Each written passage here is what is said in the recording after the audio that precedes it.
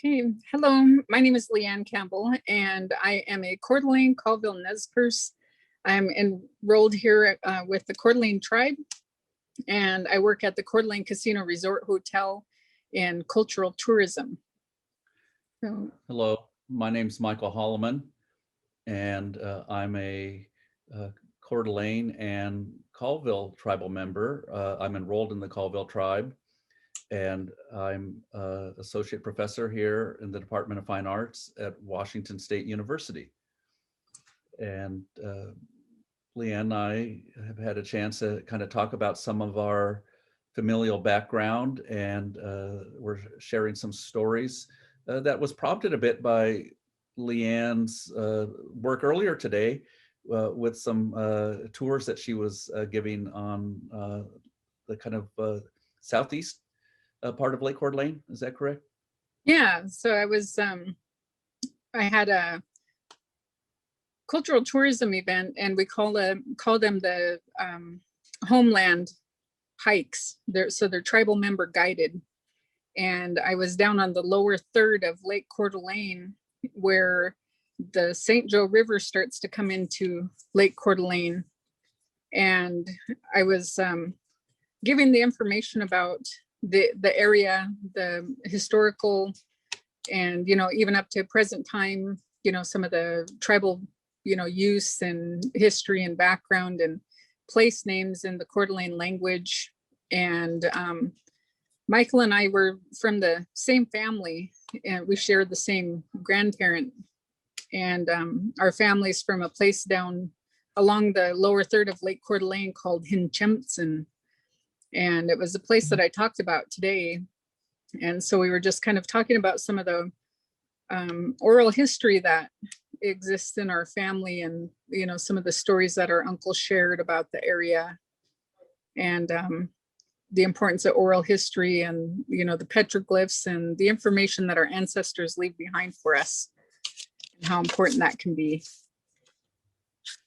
So yeah, it was just kind of preceding this recording, and we were just in a discussion about that, but it's a visit that our Uncle Bob Campbell had to the Coeur d'Alene Reservation, and a visit to some of the rock art or petroglyphs here. And that's kind of the area that I was working in today. So it was just kind of an interesting start to our conversation together today.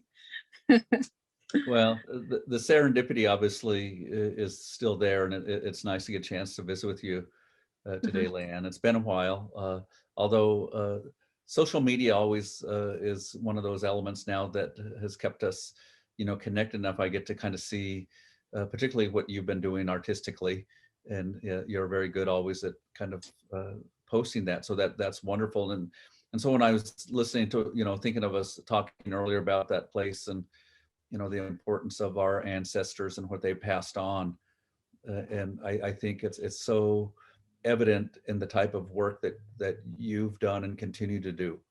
The value of those continued relationships with our elders, and the thought, I suspect, of them while you're working, and the different way I think that Native artists, the intention of work, the things that matter to us.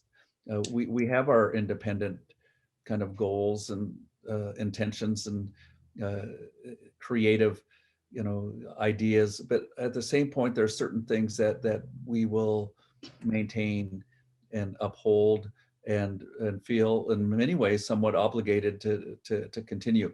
And I don't know if maybe you can talk a little bit about that with some of the things that you've been working on, and how important that is still with the work that you do.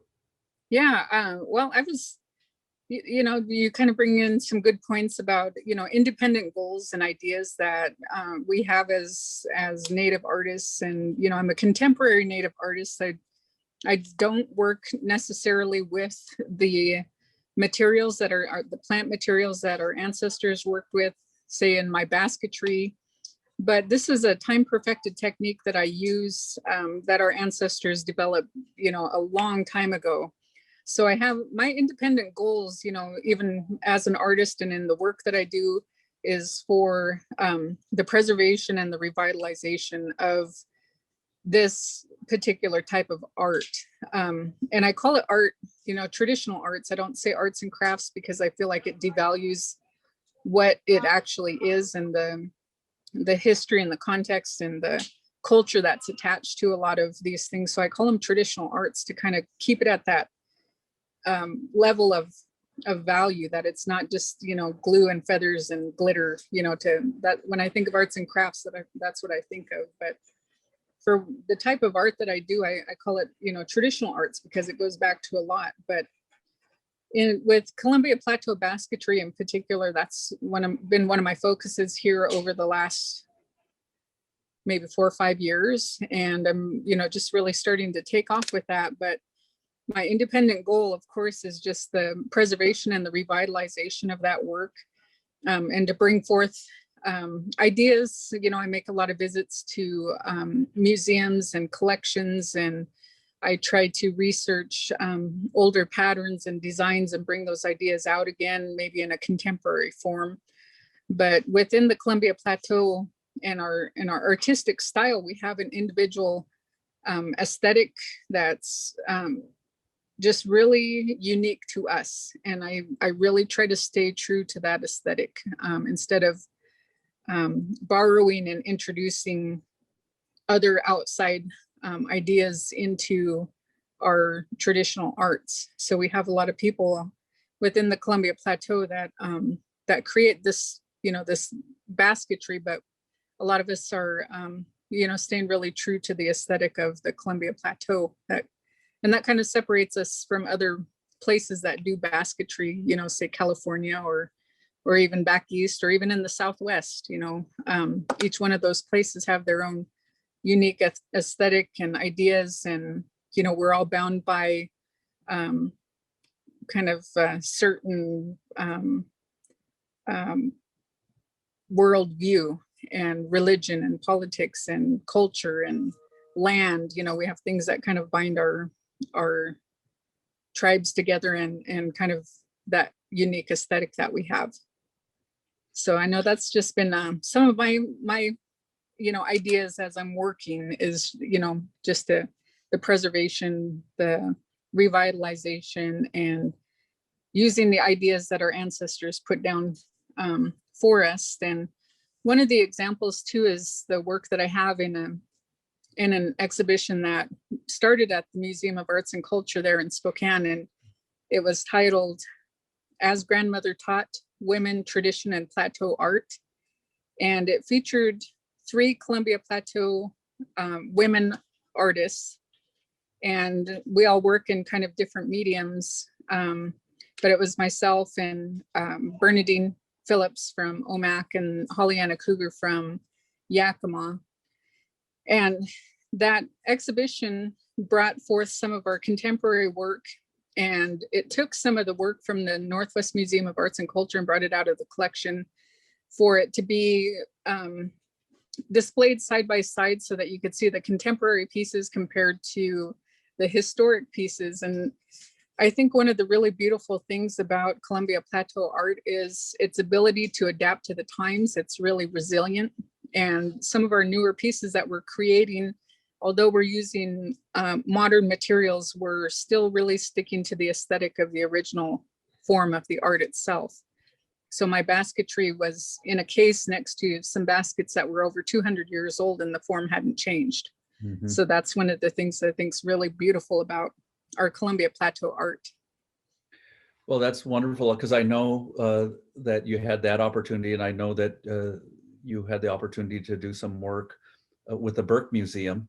Oh yeah. Their collections. And I think that's one of the great opportunities that's happened in the last generation, is a number of the museums, of course, at the Northwest Museum of Arts and Culture and at the Burke Museum through the Bill Holmes Center, is to provide access for tribal artists to re-engage with the kind of historic materials, and to really be inspired by them, but learn from them. Yeah. And but it's also intergenerational because it's the interest is also to take that knowledge and to move it into future generations. And I think that's something that is so wonderful about the work that you've been doing, the opportunities that you've taken advantage of with the different institutions here within the Northwest. Kind of reminds, this conversation reminds me of when I was working at the MAC with the American Indian collections and programs. We would bring different tribal representatives in from all over the country. A number of them were different grants. And one was some people that came down from Alaska. And the woman was Aleut. And we were going through some of the collections and came across some baskets that just stopped her.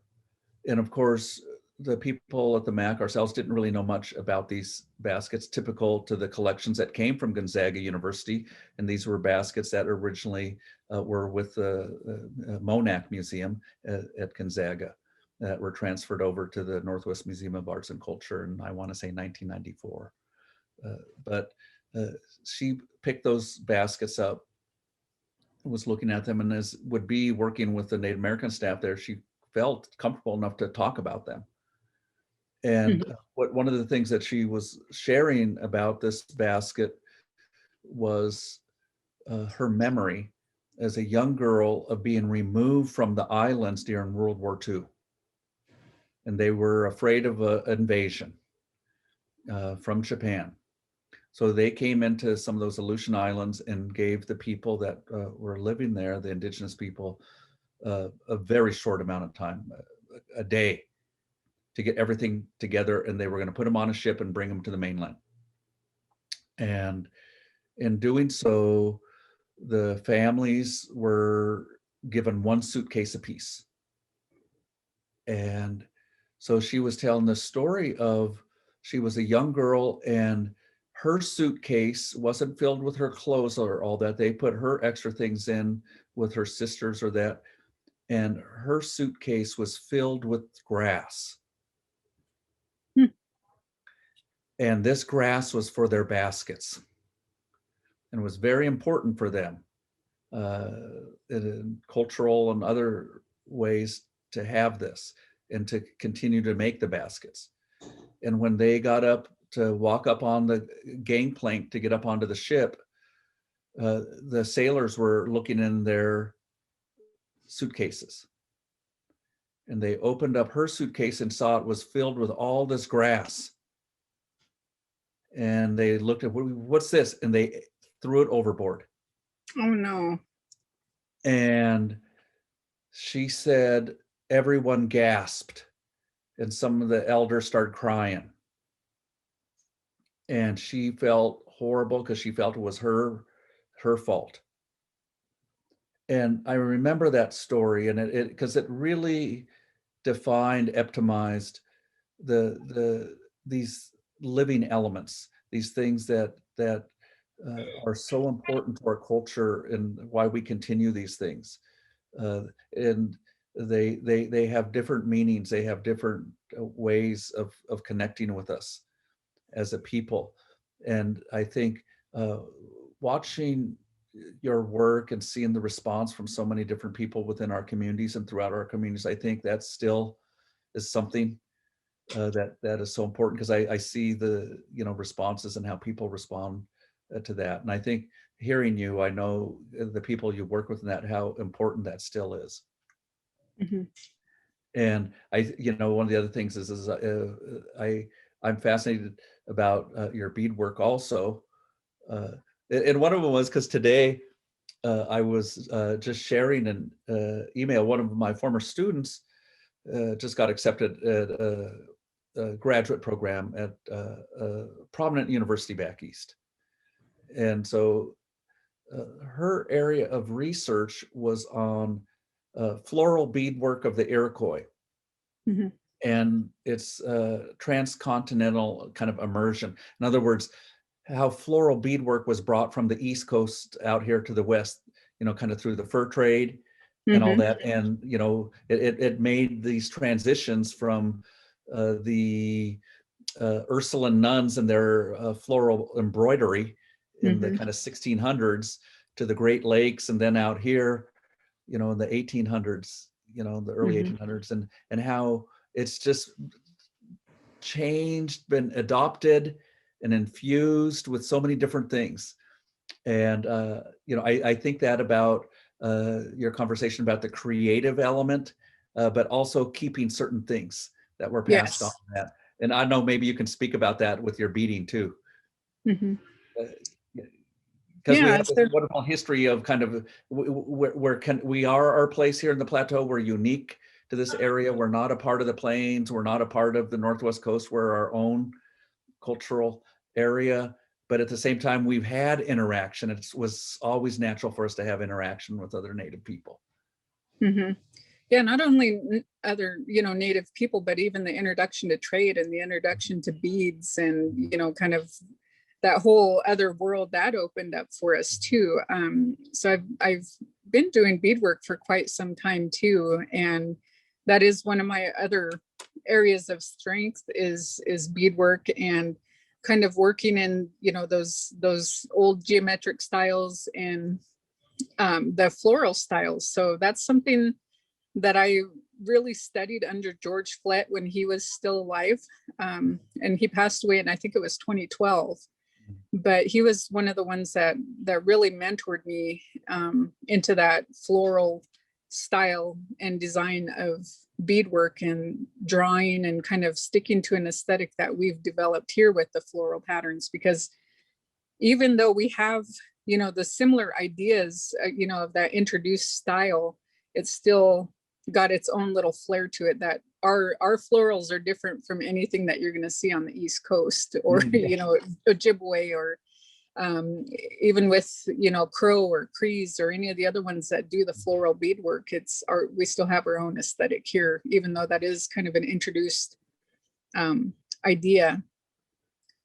But I think, one of the things that I really love about working in cultural tourism too is that we have all these ideas of, the past and our history and things that really affected us, and we're always kind of portrayed as a dying culture or something that's going away. But this is an opportunity to share that we're still a living, breathing culture, and that we're still doing a lot of these things that we're talking about now. So these things are just always going to continue and keep going forward with each generation, and probably even maybe a little bit stronger now because we're able to do these things. Like our grandpa, Ike Campbell, Michael and I share the same grandfather, but he was a resident of the boarding school. My mother was a residential boarding school era person, and so that our culture and our language, our arts took a really hard hit, from those attempts to assimilate us and acculturate us into, the dominant society, and, just kind of separating us from those things. But you get people my generation that are coming back even stronger with the resolve to learn and make a conscious effort to connect to, our plants, our language, our history, our arts, so that we can let people know that we're a continuing living, breathing culture. And I think the importance of that is because of those that were able to maintain that commitment relationship. I think the one thing we all do share, particularly in the Plateau that we're so close to, and I'm not saying it's any different anywhere else, but it's I heard this word one time, in resilience porn, that it's not just the story of how we've done so well to pick ourselves up, from our bootstrap, pull ourselves up from our bootstraps from such a terrible, kind of circumstance. And those are great stories. And they are important because we can all point to everyone that did that helped us. Yes. But one of the things that I thought of was uh, underneath those stories and how that is some of the things that maybe we don't share so much and that we talk about that is, and it was, this kind of idea that, you know, we always from the very beginning had an obligation and a relationship with the animals and the plants and the Hmm. spiritual things. And in doing that, we because all of our stories, our history, our understanding of ourselves come from how those uh, elements took care of us Hmm. when we were pitiful and Hmm. continue to Hmm. as we are continue to be pitiful.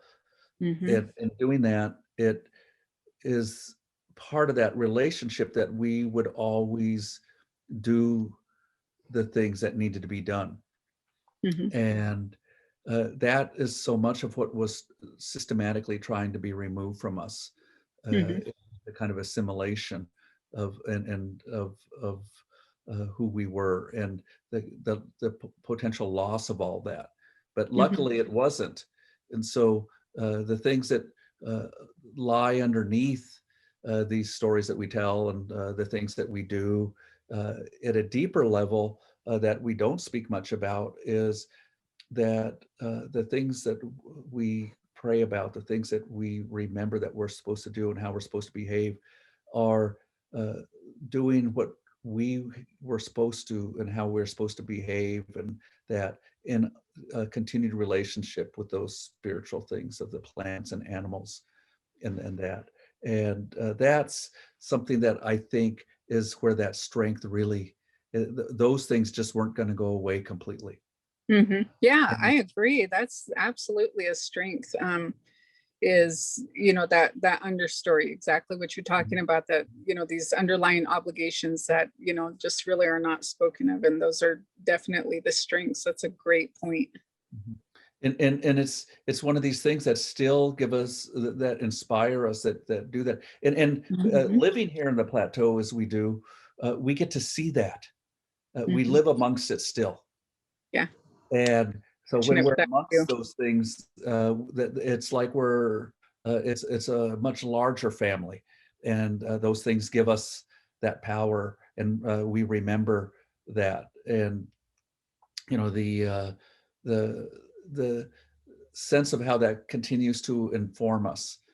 I was thinking about, as maybe a bit of a transition, the idea of from, the contemporary arts and people that are working today, and how we all have had kind of mentors that we've worked with and that have helped us.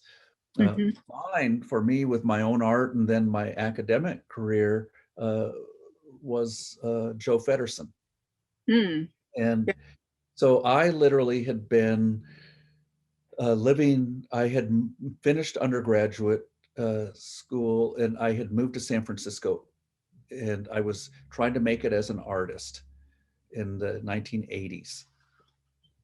And I ended up, well, my much coveted job, or my much coveted Bachelor of Fine Arts degree, got me a job delivering bagels. And so uh, that's what I always tell people, but as I made my way up, I became a night clerk at a book and record store. So I wasn't doing much better, but I was doing art and going to kind of art school there at Fort Mason. And I met a gentleman, his name was George Longfish. And George was from, he's Tuscarora, and he was from the Iroquois Confederacy originally. He'd went, as his family had been relocated as they did after World War II, to Chicago. Uh, and so he was an urban Indian as a student, and went to the Art Institute for undergrad and graduate school, and became quite a well-known, and he's still alive, he's quite old now, but a really, well-known contemporary painter. And he knew Joe. So he asked me if I knew who Joe Feddersen was. And I'm like, not, well, he's a Colville. And I'm like, yeah, there's like 10,000 of us. Yeah. Yeah. And so I went home and mentioned him. And of course, he grew up with my family, my older cousins. And you don't know Joe? There's an age difference. And so Hmm. I got introduced to Joe.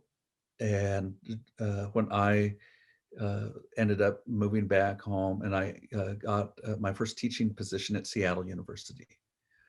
And Joe was living and working in the area. He was a professor at the Evergreen State College. So Hmm. Joe became a real kind of advocate, supporter for me, and how I started to make connections in the galleries and teaching and different Native artists.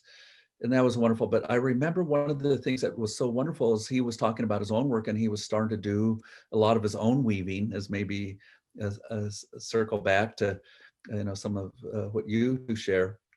Hmm. And then his other kind of prints and designs was some of the ideas of home that Hmm. still permeated his work in kind of a humorous way at times, or different funny way. But he told me the story about how it was when he would leave the west side, the Puget Sound, and when he got to a certain place coming up the Columbia River Hmm. back towards the Okanagan, and all of a sudden he felt, he could smell the smells, he could see the landscape and everything, and he knew he was home. Hmm. And so some of the imagery he shared with me, and I looked at it, and all of a sudden I saw it. I said, oh, I absolutely get that. I know exactly what that is. I know and I think that's one of the wonderful things, and it's so important, as when you use the term Plateau artists, that's the importance of so many of the people that we've all known or connected to, being here home is in our region is still so important, Hmm. It to be is. able to do what we do. Hmm. And I see that throughout, and I just think that's one of the it doesn't mean that you can't, but even people like Joe that talked about when he got back close to home, that's where you see these kind of mountains, just like the old kind of mountains you'd see on the corn husk bags, or the different Hmm. designs, Hmm. mountain designs. Yeah. I didn't know Joe very well, and actually I didn't even know that was one of your mentors. Yeah. Our weaving circles are actually, they're kind of small, so we get to know each other. But when I was in school in Santa Fe at the Institute of American Indian Arts, I was trying to research some other, artists, and they wanted us to focus on some people from our area. And of course, I start looking for Plateau artists, and Joe Feddersen's name comes up, and he's got all this amazing work. He does, you know, um, weaving and painting and printmaking and glass work. And he's got, these wonderful, you know, kind of like those cultural heritage design work that he does with his basketry. But one of the things that I found really interesting too was, especially in that Coulee Dam area, and the influence of Grand Coulee Dam itself, and then all of these big power lines and towers and everything that come off, the hillsides there. Some of his baskets include, the metal, structures. Yeah. And so we have, some modern influences on our work too. And I remember him saying that I've seen some of his baskets that have just these parallel lines that he said they're just parking spaces. That's the lines that he's seen from where he was parking. But Joe is an amazing artist, and I think he's really helped mentor a lot of people from our area in a lot of different mediums. I still see him working with people in printmaking and basketry, and the Native American, what is that one? He just did a mentor fellowship Mhm. with Native Arts and Culture Foundation, I think it was. So I get to see the work that he's doing with Julie Edwards. Yes. And so he's just been an amazing influence here for a lot of people. And so I didn't know that was actually one of your mentors, somebody that you started with. So that's really cool to hear some of that story too. Yeah, he was doing some work at the Stone Press Gallery in Seattle when Mhm. I met him, and of course he was very close to my late cousin Carl, and they went to school together, and Mhm. so it was through that connection when he realized, oh, that's your cousin, and then he kind of pulled me under his wing, and because they grew up very close, and so with that, I think about as we all do that, and it's a kind of peculiar thing as it is as we start to kind of become that next generation, and I don't want to believe it, but I see the younger students and younger artists and that that I work with as they carry on, and that's fine, and that's of course how it is. I laugh though because you were talking about Joe and the funny things he does. And one of the pleasures I always had when we would bring tribal elders to spend time with the collections at the Northwest Museum of Arts and Culture is the humor as they were amongst each other. And so they would be different groups, sometimes groups that weren't from the same reservation, and they were ladies or that had known each other when they were all younger. And so Mhm. after a while, they'd start kind of telling stories and things like when they remembered when they were young and that. But the element of humor was always still such a big part of the storytelling, but also even the way they went about their work Mhm. and the things. And you were talking about the kind of this blending of different traditions and but living also in a contemporary time, uh, Yes. like there was ever this kind of this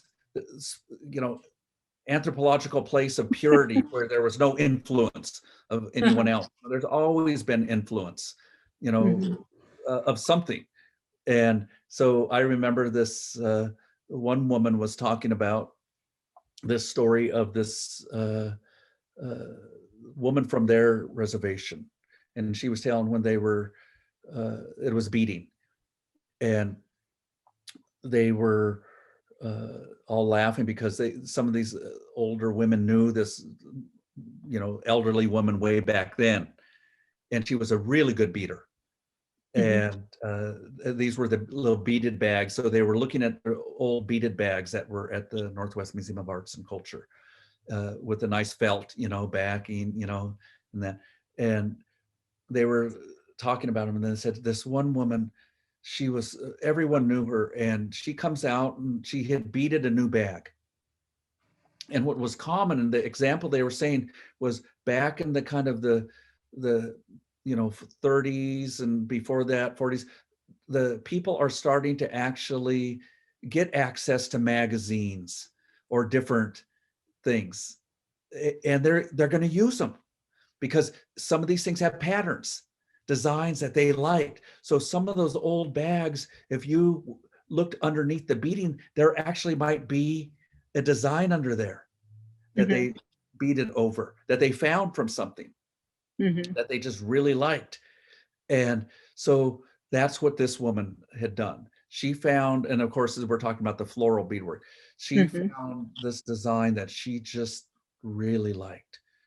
And she shows up at this, all dressed up, and she's wearing her traditional, dresses and that, and she has her new beaded bag.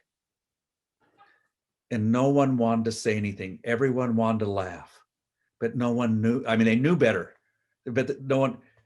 And she's very proud. She's holding her beaded bag, and as uh, Tisa Matheson would say, those flat twine bags and those beaded bags were like the Gucci bags, Yeah. for women. Yes. And she says, so she's holding it proudly and no one wants to say anything. They're kind of, and what it was this beautiful beaded bag with 4 roses on it. Mhm. But the design was from 4 Roses whiskey. It was a Oh, and she didn't drink. Of course, she never drank, and all, of course, all the people that they knew, but no one wanted to tell her. She, really, she hardly spoke any English. They said, and she's, she was, spoke, mainly Salish, and, and she didn't know it was for a whiskey. Yep, there's some of those influences. And so they just so somewhere, whatever happened to that bag, but it was there.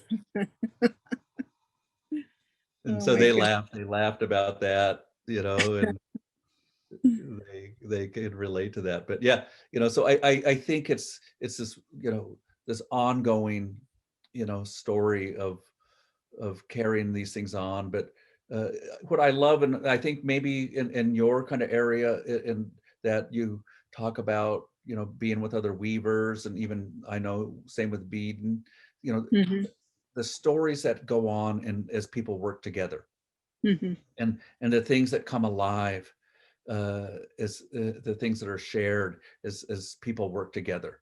mhm, And I think that is very important to the work that you're doing, I suspect. mhm. When I first came back from Santa Fe, I was working for the Coeur d'Alene tribe in the historic preservation program as the manager and curator there. And, like some of my work is really focused on revitalization. And so I wanted to work on revitalizing basketry here. And so, speaking of some of the ties that you build by doing some of this work, we were doing gatherings on Tuesday and Thursday evenings. And we do that for 3-4 months at a time and take a break and then, start up again. But when I first came back home and we started doing these weaving, workshops in the evenings, we only had about 2 or 3 people, that first year. By the second year, we had it maybe up to about 9.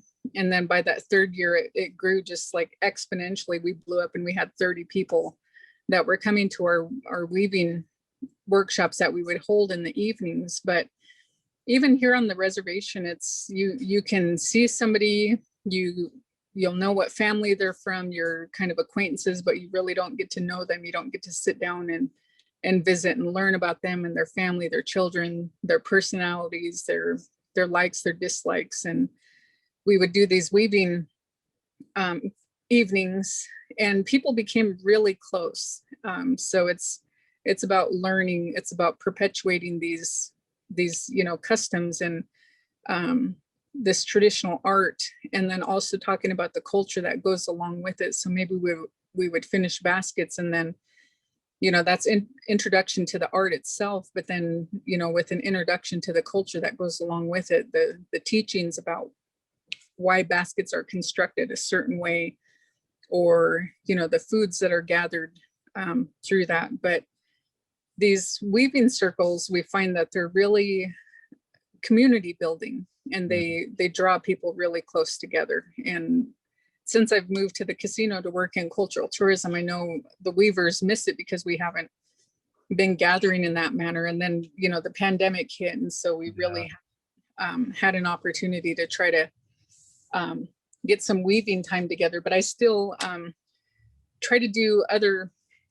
artistic. I take the opportunity when it arises to even try to gather virtually. So I just finished artist in residence with the Evergreen Longhouse and their artist in residence program, but we did a virtual weaving gathering where I would teach the participants how to make the Columbia Plateau basket hats. Mm-hmm. And so even moving into modern times, we're moving to where we're meeting over Zoom meetings. So I would provide pre-recorded videos, and then use the Zoom sessions as a help session. So everybody would kind of get their help questions out of the way. But then the rest of the time, it's like you're sitting in your home and you're weaving with, 30 other people. So these are just really strong, powerful connections that we make through these traditional arts that we produce, and whether it be through beadwork or basketry. These really draw people together. And it is that, and I think it's the importance of that intergenerational learning. Yep. And that sense of community and belonging, and that need to connect, because these all go back to cultural teachings. And like you said, those obligations that we have to the landscape and to our food. And the landscape is actually really where we draw our strength and morality from. And so ultimately, these are just really opportunities for us to draw on all of that strength together. Yeah. Well, I will maybe use this as a closing kind of remark on my behalf, talking about that kind of intergenerational and using our kind of new technology. I'm going to be starting here for the second summer, a program that I'm doing with a colleague from Fine Arts here at Washington State University, where we're working with Coeur d'Alene tribal youth from regional high schools. And we have a summer program that we teach art and animation. So that sounds like an awesome. We have about 14 students to 16 that we work with for a number of weeks over the summer. And we teach them kind of artistic kind of background, a little Native American art history. And then my colleague, whose area is pretty specific to animation, digital design animation, they end up working, and the tribe has provided them with their own iPads, and they create their own animation of some of their own personal kind of stories that they create. And it's wonderful. And wow. I will invite you in, and I would love to have you join us for one of the classes. Because I have different guest artists and people that I have come in, and it's really powerful. And they are doing just what you talked about through virtual. They're from the different high schools at Post Falls or on, the reservation or that, and they're all kind of the same age group. Like I said, kind of high school, late junior high school, and they're sharing amongst with each other and developing artistic and friendship relationships, and but they're sharing their art with each other every class. Wow, what a great project. It is, and so I'm really proud. It's one of these things that it reminds me maybe of what I went into teaching for way back when. I leave with that kind of sensibility, that it gives me that kind of fulfillment of working in this way, and it's just something I thought, yeah, that's what I'm looking forward to doing here in the next couple of weeks, and I'll keep in touch with you because I would love to have you come join us. Okay, I would love that. Yeah. But I know, we've probably gone past our time, and it's always easy to talk with you and let that time goes by. But my best to you, and I will stay in touch. And I really look forward to seeing what more you're doing, and I'll maybe give you a peek at some of my paintings and sometime in the future. I would love that. Okay. Hey, yep. All my best to you too, Michael. Okay. It's good to visit with you. Thank you.